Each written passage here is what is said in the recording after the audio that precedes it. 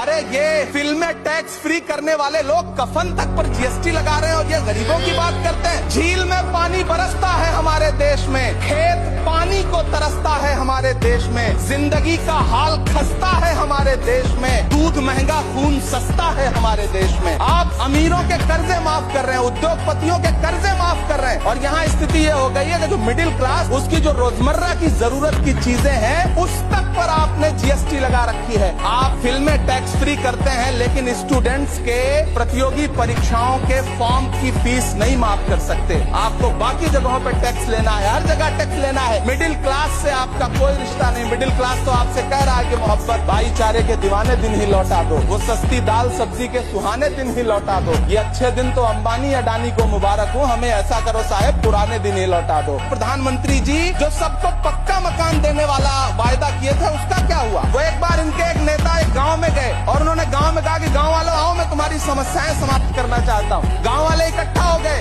नेताजी ने गांव वालों से कहा बताओ तुम्हारी दो समस्याएं बताओ, मैं दोनों समस्याओं का यहीं पे समाधान करूंगा। तो गांव वालों ने कहा साहब हमारी पहली समस्या है कि हमारे यहाँ कोई हॉस्पिटल नहीं है। तो नेताजी ने मोबाइल निकाला, कहीं फोन मिलाया और मिला के फोन पे पता नहीं क्या कुछ कहा कि यहाँ गाँव में हॉस्पिटल नहीं है, हॉस्पिटल तुरंत यहाँ हॉस्पिटल चाहिए। गाँव वाले खुश हो गए कि 1 मिनट में यहाँ हॉस्पिटल आ रहा है। अगली समस्या के बारे में उन्होंने नेताजी ने गाँव वालों से कहा कि मैंने आपकी पहली समस्या समाप्त कर दी, दूसरी समस्या बताओ। तो गांव वालों ने कहा साहब इस गांव में कोई भी मोबाइल का नेटवर्क ही नहीं है। ये है इनके काम करने का तरीका, ये है झूठ बोलने का तरीका।